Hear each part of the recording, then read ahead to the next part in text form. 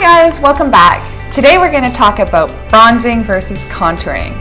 And there's a misconception that you can just use your bronzer as a contour, but you shouldn't. Bronzers are supposed to make it look like you have a sun-kissed glow, like you just got back from holiday. And if you're like me and like to cover your face when you're in the sun, then your body and your face are probably two different colors. So I like to use bronzer to just even out my skin tone, and I just hit the spots where the sun would hit, like my cheekbones or the bridge of my nose. And for contour, you should be using cooler tones, like a taupe or a gray, because it should mimic a shadow. So stay tuned to see how I contour and bronze my face. So I'm going to be using Sleek's Faceform Contouring and Blush Palette. And as you can see, it's not very warm, it almost looks kind of gray, which is good. So I'm going to just use this. If you want a really defined contour, try to find a brush that's like this. It's like flat and kind of like thin. You don't want something that's too bushy, because otherwise it's going to just look like dirt all over your face. I like to start from the middle of my ear and just pull it down. And don't worry if it looks a little bit too David Bowie, because you just blend it out anyway. And you know you did contour right when you look at a photo of yourself afterwards and you're like, yeah, my makeup's on point. So there's not one way to contour your face. So a lot of people do like the 3 thing, and because that's what Kim Kardashian does, but it really depends on the shape of your face. My face is like an alien or a light bulb. So it's like super big up here, and then down here it's really small. So I'm not going to contour my jawline because I don't need this part to look any thinner, but I do need to contour the top part of my head. So I just kind of want to like tone down the light bulb shape, and you really have to blend it into your hair. So I changed this to a more bushy brush because I want to have it blend in better with my hairline. So I can't use the flat one because I'm not trying to make my head look like a pointy carrot, so I don't really need the contour for that.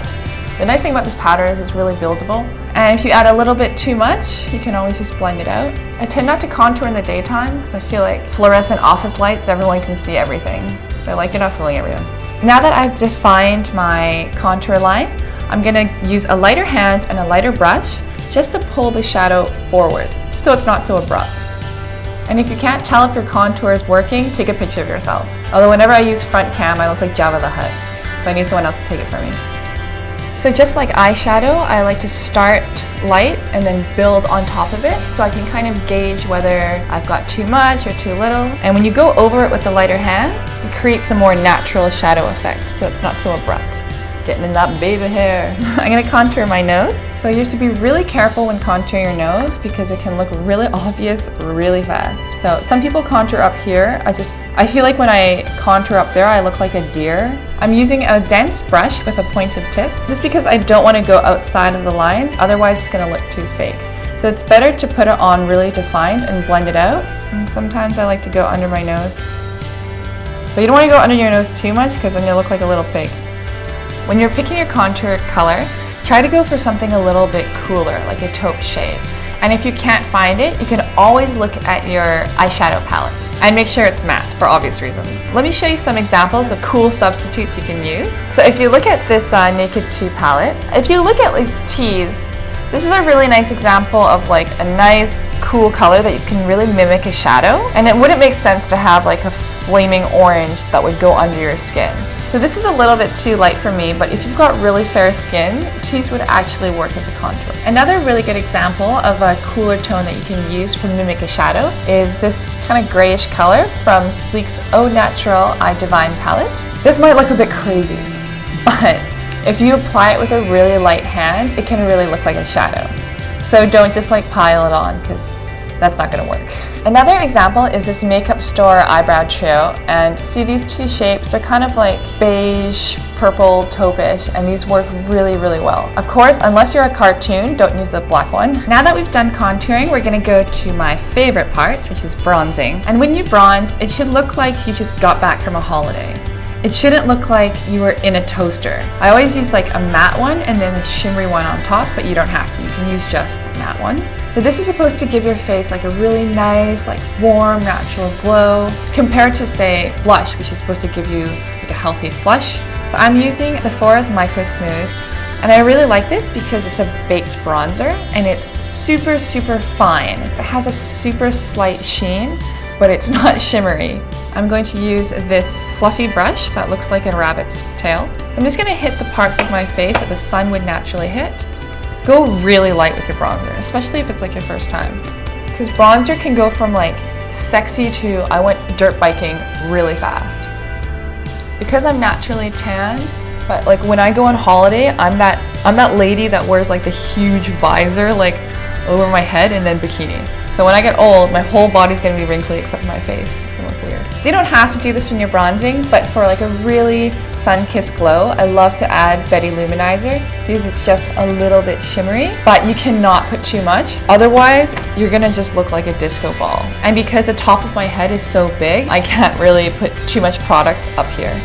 So I like to just hit my cheekbones. So this is really nice because it's kind of like a mix between like a highlighter and a bronzer. Make me beautiful. I'm basically J-Lo, is what I'm trying to say. I'm putting on the bridge of my nose because sometimes the sun will kind of like hit right here. So since this is like a highlighter bronzer hybrid, I'm not gonna put it like down my nose like I would with a normal highlighter.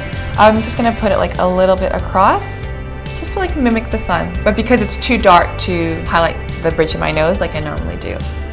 Just blend it out. And I just got back from St. Bart's. So this is my bronze and contour look. There's a couple of different bronzers you can use. One that has a really nice sheen, one with a shimmer, and one that's matte. So this Sephora bronzing powder is super beautiful. And it's very, very nice for building. So use this with a light hand. This is really, really nice for blending, especially if you're using different powders and foundations. This is a matte color. One of my favorite palettes is Naked Flush. This is the first product I hit pan with, as in I used all of it until I had none left. I really like it because it gives a super beautiful natural glow with this bronzer, a highlighter, and a blush. And the three of them just work really well together. It's very understated bronze, and this is great if you are a beginner at bronzing. So those are the different types of bronzers you can use. It depends on what you're doing, like if you're going to a beach party, if you're just going to the office, if you just got back from vacation. And bronzer is supposed to give you a natural, healthy glow. It's not supposed to make you look like an orange. So that's how I do my contour and bronzing. I hope you guys learned something new today. If you have any questions or comments about this tutorial, please leave it in the comment below. And as usual, don't forget to subscribe, and I'll see you guys next week. Bye.